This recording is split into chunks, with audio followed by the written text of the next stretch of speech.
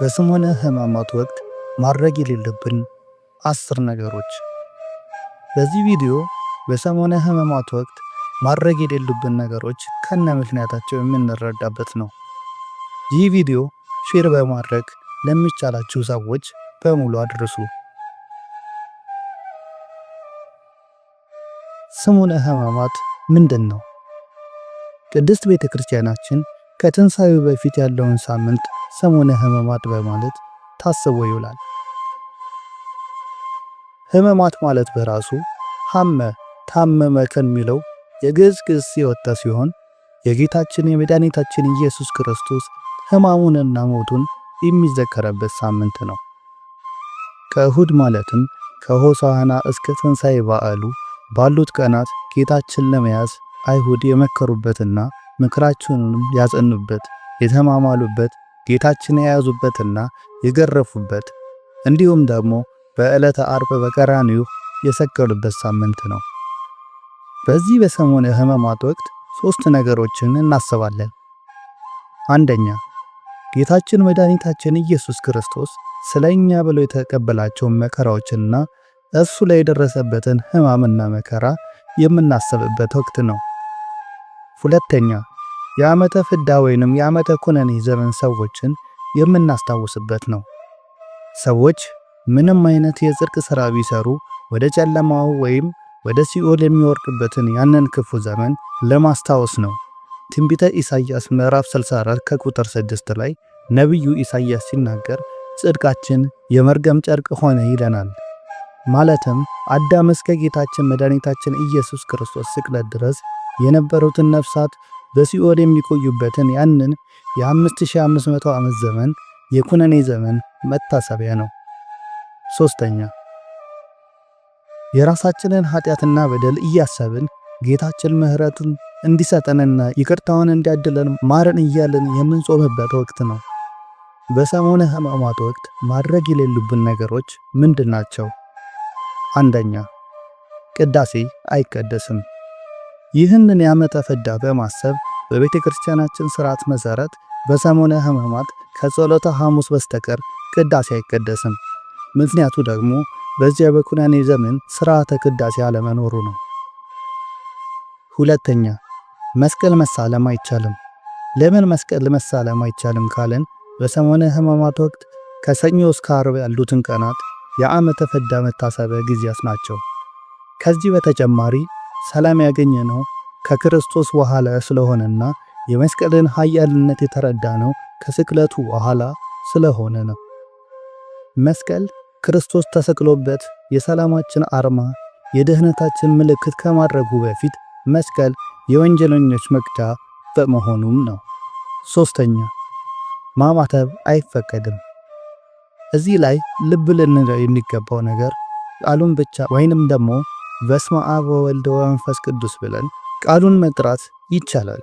ነገር ግን በእጃችን በትምህርተ መስቀል አምሳያ ማማተብ አይፈቀድም። ምክንያቱ ደግሞ ፍቅረ መስቀሉን ያወቅነው በስቅለቱ ስለሆነ ነው። አራተኛ፣ ሰላምታ መለዋወጥም ወይም መሳሳም አይቻልም። ምክንያቱም ይሁዳ ጌታችንን በመሳም አሳልፈው መስጠቱን ለማሰብ ነው። እዚህ ጋር ልብ ልንለው የሚገባው ነገር መታሰቢያ የምናደርገው ለይሁዳ ሳይሆን የይሁዳን ድርጊት ነው። ይሁዳ ጌታችንን በመሳም አሳልፎ ሲሰጥ ከልቡ አለመሆኑንና ለምልክት ብቻ በመሳብና በማቀፍ ምልክት መስጠቱን እናስብበታለን። በማርቆስ ወንጌል ምዕራፍ 14 ከቁጥር 44 ላይ አሳልፎ የሚሰጠውም የሚሰማውም እርሱ ነው፣ ያዙት፣ ጠንቅቃችሁም ውሰዱት ብሎ ምልክት መስጠቱን ያሳየናል። እንዲሁም በማርቆስ ወንጌል ምዕራፍ 14 ከቁጥር 45 ላይም መጥቶ ወዲያውም ወደ እርሱ ቀረበና መምህር ሆይ ብሎ ሳመው፣ እነርሱም እጃቸውን በእርሱ ጭነው ያዙት ይለናል። አይሁዳውያን ይህንን ምልክት ለምን ፈለጉ ስንል ጌታችን መድኃኒታችን ኢየሱስ ክርስቶስ ከዮሐንስ ጋር ይመሳሰልባቸው ነበር። እንዲሁም ደግሞ በምታታዊ ኃይል ከኛ ቢሰወር የሚል ፍራቻ ስለነበራቸው ነው። ይሁዳ ይህንን ፍራቻቸውን እንደሚያቀልላቸውና ለዚህም 30 ዲናር እንደሚከፈለው ተስማምቶ ስለነበር ይሁዳ ጌታችንን ሐሙስ ማታ ስሙ አሳልፎ ሰጥቶታል። አምስተኛ፣ ሥርዓተ ማህሌት፣ ሥርዓተ ተክሊል፣ ጸሎተ ፍታት እንዲሁም ጸሎተ አስተርእዮ አይደረግም። ኑዛዜ መስጠትና መቀበልም አይኖርም። እነዚህ በሰሙነ ሕማማት የማይፈቀዱ ሥርዓቶች ቀደም ብለው በዕለተ ሆሳዕና ይደረጋሉ። ስድስተኛ የቅዱሳን መላእክት የቅዱሳን ገድላት አይነበቡም። ለዚህ ምክንያቱ ደግሞ በሕማማት ሳምንት የተገለጸልንን ድንቅ ፍቅር የምናሰላስልበት ለእኛ የተከፈለልንን ዋጋ የምናስብበት ወቅት ሳምንት በመሆኑ ነው። በሱ ምትክ ውዳሴ ማርያም፣ መዝሙረ ዳዊት፣ ግብረ ሕማማት የተሰኙ ብዙ ቃል ኪዳን ያላቸውና የጌታችንን መከራ በዚህ ወቅት የሚያወሱ የቅዱሳን መጻሕፍት ይነበባሉ። ሰባተኛ ሩካቤ ሥጋ ማድረግ አይቻልም። በሰሙነ ሕማማት የእኛን ሥጋዊ ፍላጎት ሳይሆን የጌታችን ሕማምና ሥቃይ፣ ግርፋትና ስቅለትና ሞት የምናስብበት ወቅት በመሆኑ ሩካቤ ሥጋ ፈጽሞ ክልክል ነው። ፍትሐ ነገሥት ምዕራፍ 24 ከቁጥር 923 ላይ በከበረች በሰሙነ ሕማማት ይህችን ኃጢአት ለሚሠራ ወየሁለት ይላል። ስምንተኛ የላመ የጣመ ምግብን መመገብ አይፈቀድም። ፍትሐ ነገሥቱ እንደሚያዘው አመጋገባችን ከወትሮ በተለየ መልኩ እንድንቀንስ ያዘናል። ምክንያቱም የጌታችንን ረሃቡንና ጥሙን እንድንረዳበት ጭምር ነው። እንዲሁም ምን መመገብ እንዳለብን ጭምር ይነግረናል።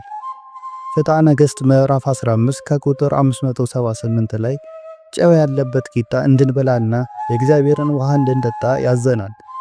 ይህም የሆነው ውሃ እንዲያስጠማንና ጌታችን ለኛ ሲል መጠማቱን እንዲሰማንና እንድንገነዘበው ለማድረግ ነው። ዘጠነኛ መስከር የተከለከለ ነው።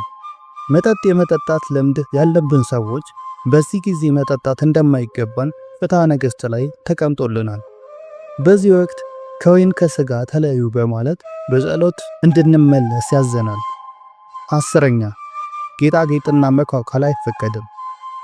ፍትሐ ነገሥት ምዕራፍ 15 ከቁጥር 593 ላይ ሴቶች ጌጣቸውን እንዲተዉ ያዛል።